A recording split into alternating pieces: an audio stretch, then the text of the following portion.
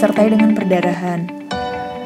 Kondisi ini terlokalisasi pada area bantalan dencer dari protesa gigi maksila. Rencana perawatan kondisi ini dapat dilakukan dengan eksisi bedah. Selain itu, dapat diberikan pengobatan anti jamur topikal yang bergolongan azol. Selanjutnya, postherpetic neuralgia. Postherpetic neuralgia atau PHN sering dikaitkan dengan virus varicella zoster. Hal ini ditandai dengan erupsi vesikular unilateral dalam suatu dermatom yang disertai dengan rasa sakit yang hebat. PHN sendiri dapat didefinisikan sebagai nyeri yang menetap selama 1 hingga 6 bulan setelah timbulnya ruam.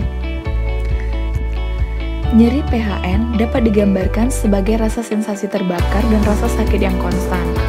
Bahkan, sentuhan ringan pada area yang terlibat sebelumnya dapat menimbulkan respon yang sangat menyakitkan.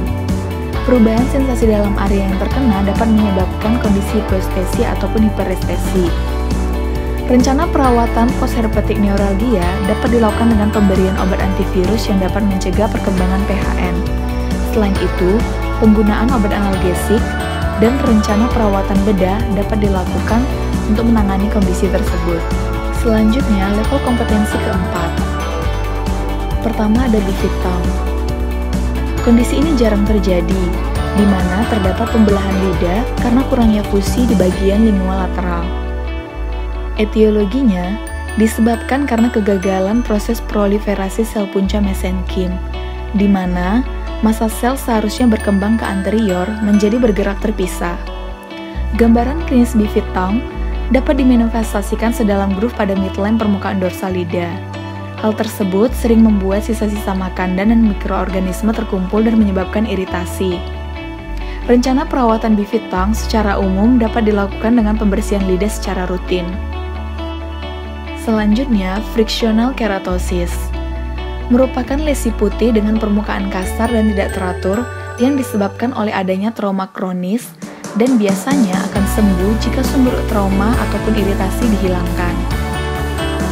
Etiologi frictional keratosis disebabkan karena adanya kebiasaan, seperti kebiasaan menggigit pipi, karena alat ortodontik, denture yang tidak fit, cups yang patah, tepi yang kasar pada gigi karies ataupun gigi yang rusak. Bahkan, kebiasaan merokok dan konsumsi alkohol menjadi faktor yang akan memperberat kondisi tersebut. Gambaran klinis frictional keratosis tampak plak putih yang tidak beraturan muncul dalam pola difus yang menutupi area trauma. Pola berupa linier ataupun lurik. Lesi ini biasanya tampak di bagian anterior mukosa bukal. Lesi tersebut dapat unilateral ataupun bilateral dan dapat terjadi pada segala usia. Rencana perawatan frictional keratosis dilakukan dengan menghilangkan faktor penyebab trauma, memberikan edukasi kepada pasien, dan rutin dilakukan observasi.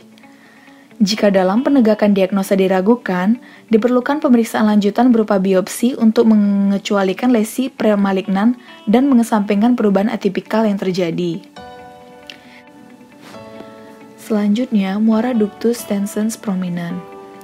Sebelumnya, saya memohon maaf karena tidak dapat menemukan beberapa literatur ataupun sumber yang menjelaskan tentang kondisi tersebut.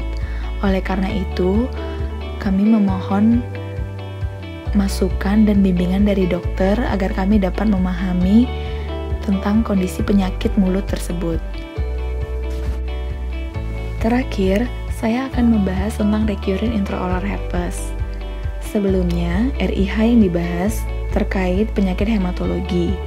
Nah, pada level keempat ini, RIH yang akan dibahas terkait etiologi lokal.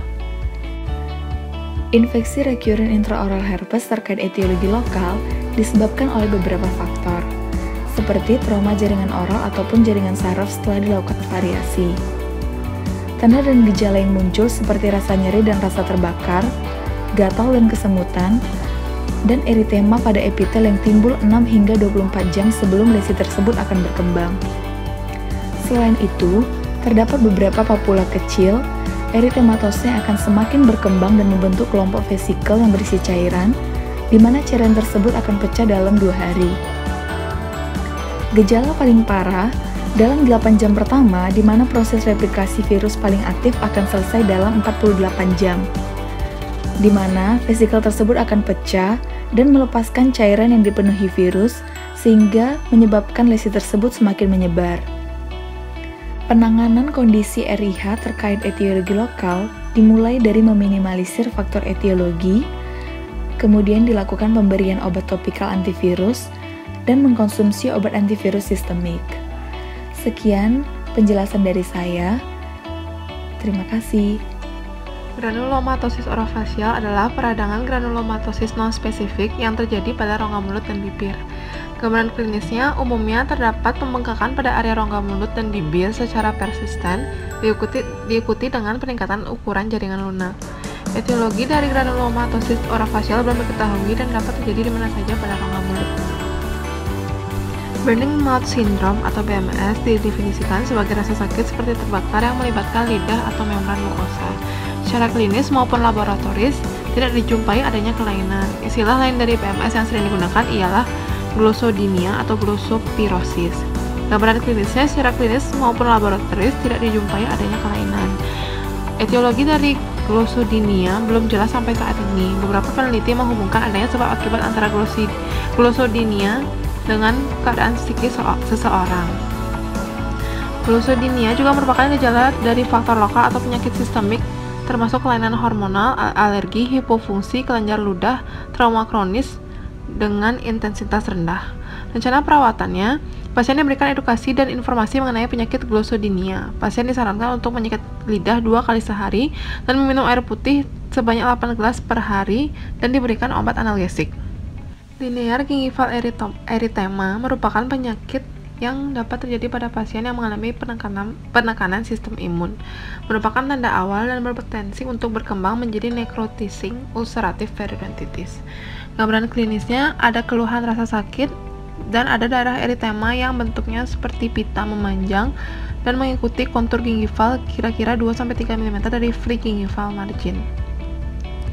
Etiologi dari penyakit ini adalah bakteri oportunistik yang bisa terjadi pada penderita AIDS. Mikroorganisme yang sering kali ditemukan adalah Bacteroides gingivalis, Bacteroides intermedius, Actinomyces viscosus. Rencana perawatannya yang pertama, instruksikan pasien untuk melakukan pembersihan gigi dan mulut secara baik dan benar, lakukan scaling dan polishing di daerah yang terkena penyakit dan irigasi subgingival dengan chlorhexidine, berikan obat kuman chlorhexidine 0,12%, pemberian antibiotik sistemik metronidazole 250 mg, kombinasi dengan amoxicillin 500 mg 3 kali sehari, lalu evaluasi pasien selama 2-3 minggu, jadwalkan kontrol rutin 2-3 bulan sekali. Sarkoma Kaposi merupakan kanker yang berasal dari pembuluh darah. Saat seorang mengalami sarkoma Kaposi, di kulitnya akan tampak bercak atau benjolan kecil berwarna merah atau keunguan, menyerupai warna kulit yang memar. Sarkoma Kaposi adalah salah satu jenis kanker langka yang muncul akibat infeksi virus Human Herpes Virus 8 atau HHV8. Virus ini menyerang sel-sel yang melapisi saluran dan kelenjar getah bening serta pembuluh darah. Gambaran klinisnya, terdapat lesi pada palatum yang merupakan tanda khas dari sarkoma Kaposi terkait AIDS. Etiologinya disebabkan oleh infeksi virus herpes 8 atau HHV8. Rencana perawatannya ialah dengan krioterapi, radiasi atau agen kemoterapi intralesi, pemberian highly active antiretroviral therapy atau HAART dapat menekan perkembangan sarkoma Kaposi. Lesi oral terkait kondisi dan penyakit sistemik yaitu kelainan hematologik. Anemia defisiensi zat besi atau iron defisiensi anemia. Pasien anemia memiliki berbagai macam manifestasi dan gejala pada mulut. Glossitis dan stomatitis dikenal sebagai manifestasi mulut anemia. Beberapa manifestasi mulut iron defisiensi anemia ialah angular cellulitis, glossitis, mukosa mulut pucat, kandidiasis mulut, stomatitis atau rekuran atau SAR, erythematosus mucositis, dan burning mouth syndrome. Berikut merupakan gambaran klinis dari angular cellulitis, glossitis, stomatitis atau rekuran atau SAR. Etiologinya dikategorikan menjadi dua, yaitu kehilangan darah akut seperti melahirkan dan kehilangan darah kronis seperti kehilangan darah dari saluran cerna. Kurangnya asupan diet atau gangguan penyerapan, meningkatnya kebutuhan selama masa pertumbuhan, kehamilan atau menyusui, dan juga kombinasi dari tiga faktor tersebut. Rencana perawatan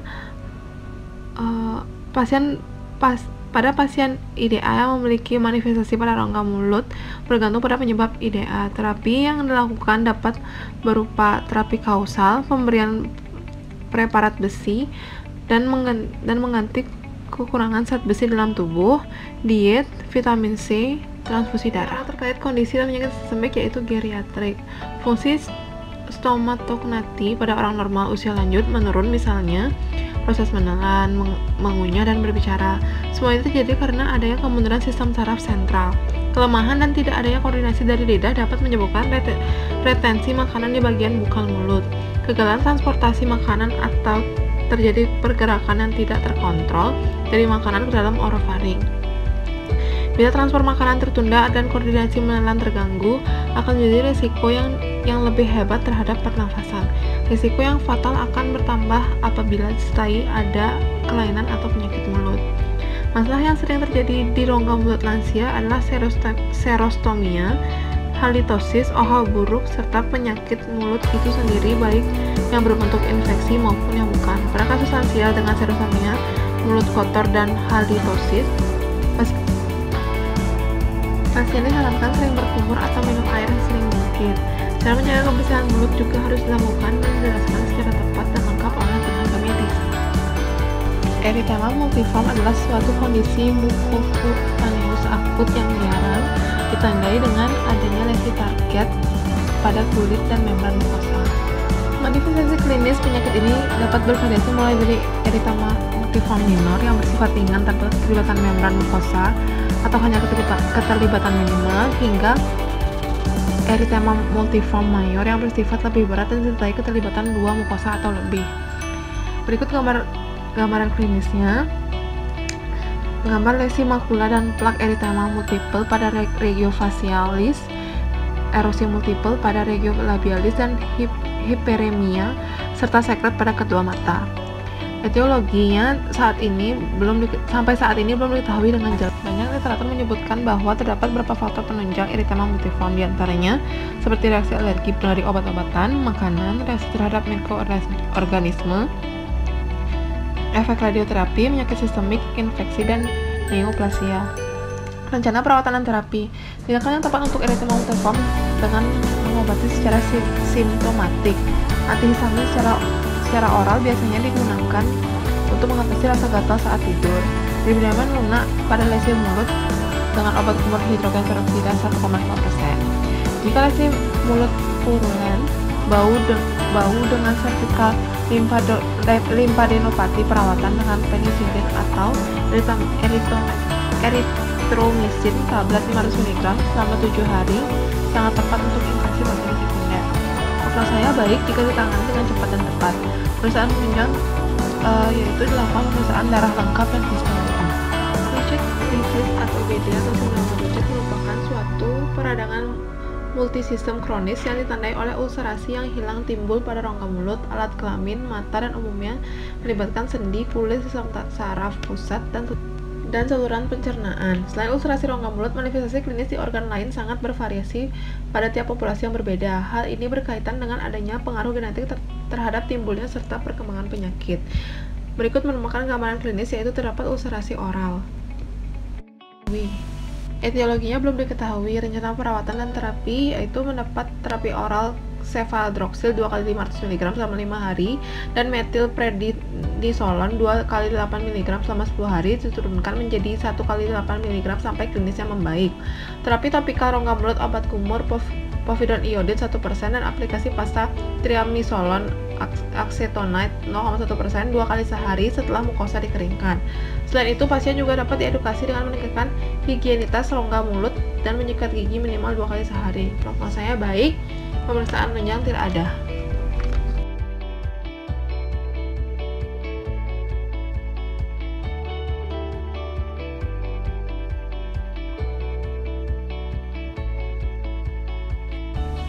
Kandidiasis pseudomembran akut oral dengan penyakit sistemik. Kandidiasis pseudomembran akut adalah salah satu jenis kandidiasis yang paling sering terjadi di rongga mulut dengan tampilan klinis berupa plak putih multiple pada mukosa, dapat dihapus dan meninggalkan bekas kemerahan atau eritema, berdarah atau nyeri pada mukosa yang berada di bawah daerah yang dihapus. Diagnosis banding dari kandidiasis pseudomembran akut yakni leukoplakia dan coated tongue. Oral kandidiasis merupakan penyakit yang sering terjadi pada rongga mulut manusia yang disebabkan oleh pertumbuhan jamur Candida albicans yang berlebihan. Berikut merupakan gambaran klinisnya.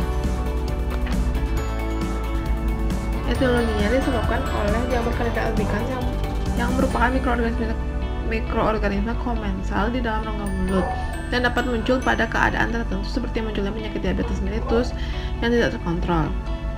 DM menyebabkan pertumbuhan Candida yang cepat. Cara perawatannya, terapi yang diberikan adalah nystatin drop 12 ml dengan instruksi pemakaian 2 ml 3 kali sehari diteteskan ke seluruh bagian yang terinfeksi Candida pada dorsum lidah. Betadine kubur 1% 100 ml dengan instruksi 3 kali sehari 10 ml dengan cara berkumur sehingga cairan berkontak dengan seluruh bagian yang terinfeksi Candida yakni dorsum lidah. Pasien juga diberikan instruksi untuk menjaga kebersihan rongga mulut menggunakan obat teratur dan kontrol teratur. Prognosanya baik. Pemeriksaan penunjangnya dilakukan untuk membantu menekan diagnosis yaitu pemeriksaan mikrobiologi.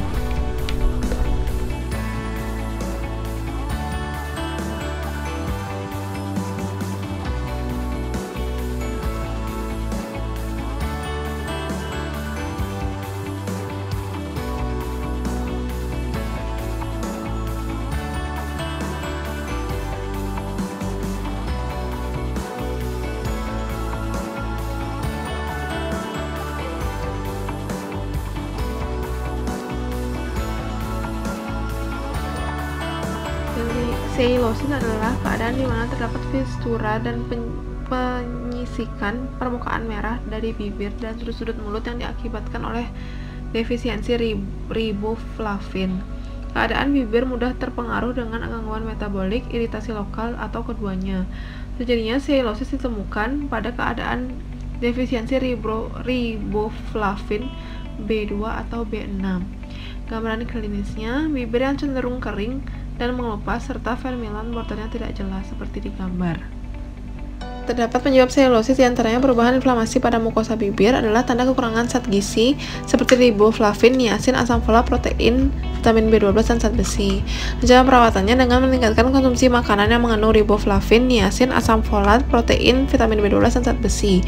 Dehidrasi juga dapat menyebabkan bibir retak dan pecah-pecah. Oleh sebab itu, penggunaan vaselin, petroleum jelly, dan lip balm dapat membantu menjaga kelembapan bibir. Prognosanya baik dan pemeriksaan penunjang tidak terdapat pada penyakit ini.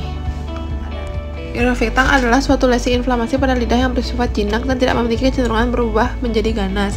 Kelainan ini sesuai dengan namanya terjadi pada lidah, khususnya bagian dorsum atau pada bagian literal lidah. Berikut merupakan gambaran klinisnya. Etiologi dari lesi ini masih belum diketahui secara pasti. Beberapa peneliti menyebutkan bahwa faktor genetik atau herediter berperan besar dalam lesi ini. Faktor predisposisi juga mendukung terjadinya kelainan ini seperti defisiensi nutrisi, stres, dan lain-lain. Rencana perawatannya yaitu pemberian KIID mengenai Geographic Tongue bahwa hal ini tidak berbahaya dan termasuk variasi normal dalam rongga mulut. Prognosanya baik, pemeriksaan penunjangnya tidak diperlukan. Parotitis epidemika. Parotitis epidemika ialah penyakit virus akut yang biasanya menyerang kelenjar ludah, terutama kelenjar parotis. Gambaran klinisnya, masa inkubasi berkisar 14-24 hari dengan puncak 17-18 hari rata-rata selama 18 hari. Batasan paling lama untuk masa inkubasi yaitu 8-30 hari. Pada anak, manifestasi prodromal jarang tetapi mungkin bersama dengan demam, nyeri otot, nyeri kepala, anoreksia, dan malaise. Suhu tubuh biasanya naik sampai 38,5 sampai 39,5 derajat Celcius. Kemudian timbul pembengkakan kelenjar parotitis yang mula-mula unilateral tetapi kemudian bilateral. Pembengkakan tersebut terasa nyeri baik spontan maupun pada perabaan, terlebih-lebih jika penderita makan atau minum sesuatu yang asam. Ini merupakan gejala khas yang Untuk penyakit parotitis epidemika, ciri khas lain adalah kelenjar parotitis membengkak sampai ke belakang. Etiologinya ialah kelompok paramyxovirus. Rencana terapi dan perawatan, istirahat yang cukup, dan pemberian diet lunak dan cairan yang cukup. Medikamennya pemberian obat analgetik. Prognosanya baik, pemeriksaan penunjang diantaranya pemeriksaan darah, amilase serum, dan serologis. Stomatitis aftosa rekuren atau yang lebih sering dikenal dengan sariawan merupakan salah satu penyakit mulut yang paling umum, di mana adalah radang kronik pada mukosa mulut berupa ulkus yang terasa nyeri dan selalu kambuh, terutama pada jaringan lunak rongga mulut. SARS dapat menyerang selaput lendir pipi bagian dalam, lidah, serta palatum dalam rongga mulut. Meskipun penyakit ini tidak berbahaya, tetapi keberadaannya di rongga mulut sangat mengganggu sehingga mengakibatkan kesulitan dalam berbicara, makan, dan menimbulkan bau mulut yang tidak enak. Berikut merupakan gambaran klinisnya. Gambar yang pertama yang merupakan SARS minor, yang kedua merupakan SARS mayor, dan yang ketiga merupakan SARS herpetiform. Sampai sekarang, faktor-faktor penyebab SARS belum diketahui dengan pasti, tetapi beberapa faktor umum yang diperkirakan menjadi penyebab SARS antara lain adalah faktor keturunan, gangguan imunologi, dan gangguan defisiensi nutrisi. Perawatan dan pengobatannya. Untuk perawatannya dapat dilakukan dengan pengaturan diet, pemberian obat kumur salin hangat, dan anjuran untuk beristirahat dengan cukup. Pemberian obat kumur antibiotika yaitu kloroxidin kloran 0,2% dan kortikosteroid yaitu triamcinolone in ora base. Prognosanya baik, pemeriksaan penunjangnya tidak diperlukan pada kasus ini. Kadang pemberian vitamin B12 atau asam folat sudah cukup untuk meredakan stomatitis aftosa rekuren. Mononukleosis. Definisi: infeksi ini lebih dikenal dengan kissing disease atau deep kissing.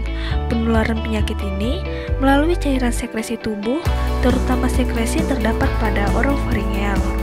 Infeksi ini ditandai adanya demam, sakit tenggorokan, sakit kepala, kedinginan, batuk, mual, muntah, dan limfadenopati baik bilateral maupun simetris, di mana penularannya terjadi saat adanya pertukaran saliva antara penderita infeksi dengan orang sehat.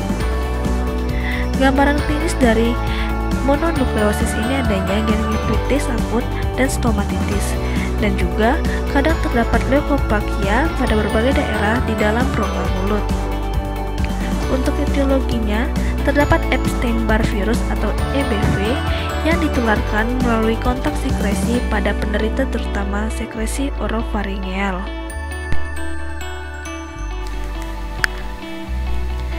Hemangioma merupakan malformasi yang bersifat kongenital dan sering timbul setelah masa kelahiran yang terbentuk dari sisa mesoderm pada perkembangan vaskuler. Pada daerah rongga mulut, sering ditemukan di bibir, lidah, dan mukosa bukal. Lesi ini dapat juga timbul di pipi atau di palatum mole. Selain itu, juga dapat mengalami perluasan lokasi dan dapat mempengaruhi pengunyahan dan fungsi bicara. Untuk gambaran klinis, bisa dilihat pada gambar. Kemudian untuk etiologi masih belum diketahui, namun terdapat satu hipotesis yang mengemukakan bahwa sel-sel plasenta seperti trophoblas merupakan sel asal untuk hemangioma. Rencana perawatannya adalah operasi, terapi radiasi, penyuntikan seperti sodium morhuat atau pesilat. Oral heri-leukoplakia merupakan lesi putih pada rongga mulut, namun tidak termasuk lesi praganas. Untuk gambaran klinis, bentuk lesi tidak teratur, bercak sedikit menonjol, dan berwarna putih keabu-abuan, dengan pertumbuhan keratin seperti rambut pada batas lateral lidah. Candida albicans mungkin menjadi faktor etiologi pada leukoplakia, namun perannya dalam transformasi ganas masih belum jelas. Untuk rencana perawatan, penggunaan aciclovir, desciclovir, dan ganciclovir dapat menghasilkan perbaikan klinis, namun penghentian terapi menghasilkan kekambuhan lesi jika imunosupresi tetap berlanjut. Sifilis merupakan penyakit bersifat akut dan kronis, ditandai dengan lesi primer diikuti dengan erupsi sekunder pada kulit dan selaput lendir. Ini dia gambaran klinisnya. Kemudian etiologi merupakan dari bakteri dari famili Spirochaetaceae, spesies Treponema pallidum. Kemudian untuk rencana perawatan, Pengobatan dilakukan dengan memberikan antibiotika seperti penisilin, eritromisin atau tetrasiklin digunakan jika pasien alergi terhadap penisilin. Apabila penderita mengalami cacat pada wajah, maka perlu dilakukan bedah pada wajah sehingga memberikan hasil estetika yang baik. Kelainan respiratorius. Mukosa mulut merupakan lokasi manifestasi dari infeksi respiratori yang salah satunya adalah tuberkulosis atau TB.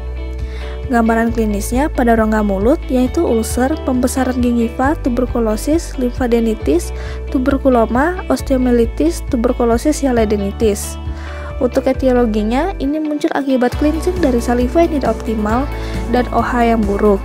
Bagaimanapun, luka kecil pada mukosa mulut yang disebabkan oleh iritasi kronis atau inflamasi dapat menjadi tempat yang baik untuk kolonisasi oleh bakteri. Kemudian rencana perawatan menggunakan kombinasi standar kemoterapi tuberkulosis yaitu isoniazid, ethambutol, rifampicin, dan pyrizanate. Selain itu, terapi untuk lesi dapat diberikan covering agent dan peningkatan OH. Kelainan neurologis. Definisi, mukosa mulut merupakan salah satu lokasi manifestasi dari kelainan neurologis yang salah satunya adalah penyakit stroke. Etiologi pada rongga mulut dan saliva muncul berbagai mikroflora seperti bakteri, jamur, dan virus. Mikroflora yang muncul yaitu Streptococcus, Salmonella, dan Candida albicans. Mikroflora tersebut dapat menyebabkan infeksi jika tidak dilakukan perawatan oral hygiene yang baik. Kemudian untuk rencana perawatan, penggunaan larutan obat kumur seperti chlorhexidine atau povidone iodine itu dapat digunakan sebagai rencana perawatan dari kelainan neurologis. Exfoliate cheilitis. Cheilitis eksfoliatif didefinisikan sebagai kelainan peradangan kronis pada batas vermilion bibir yang ditandai dengan pembentukan krusta. Seperti ini gambaran klinisnya. Untuk etiologi, stres dapat menjadi penyebab pemicu cheilitis eksfoliatif. Stres bisa jadi dibedakan sebagai stres biologis, stres fisik, stres mekanik, dan stres psikologis. Rencana perawatan, terapi simptomatik, dan KIE. Untuk terapi, penggunaan triamcinolone acetonide 0,1%, mengkonsumsi air yang cukup dan menghindari kebiasaan menggigit bibir, dan menyarankan untuk berelaksasi agar mengurangi tingkat stres yang dialami. Prognosa baik. Lichen planus oral merupakan penyakit mukokutan yang umum dan dapat diderita baik laki-laki maupun perempuan pada bagian mukosa bukal, 80% pada lidah, 65% pada bibir, 20% pada gingiva, dasar mulut, dan bagian palatal. Seperti inilah gambaran klinisnya. Etiologi, data yang tersedia menunjukkan bahwa lichen planus oral adalah penyakit autoimun. Rencana perawatan yaitu terapi simptomatik dan KIE. Terapi, cara utama manajemen oral lichen planus ini adalah dengan memperhatikan pemeliharaan kebersihan mulut yang baik. Namun, karena penyakit ini tergolong penyakit autoimun, kortikosteroid dapat direkomendasikan. Sindormas Sjögren merupakan penyakit autoimun kronis yang ditandai dengan infiltrasi limfositik dari ludah dan kelenjar lakrimal yang menyebabkan serostomia dan keratokonjungtivitis siska. Untuk gambaran klinisnya, serostomia dan serostrakea dan mata kering. Untuk etiologi belum diketahui. Rencana perawatan, terapi simptomatik, dan KIE. Terapi, suatu penelitian pasien sindrom Sjögren yang diterapi dengan pilokarpin 4x5 mg yang selama 12 minggu mengalami perbaikan keluhan. Sementara itu pada penelitian lain menggunakan semimelin dengan dosis 3x15 mg per 30 mg selama 6 minggu juga dapat memperbaiki keluhan. Prognosa baik.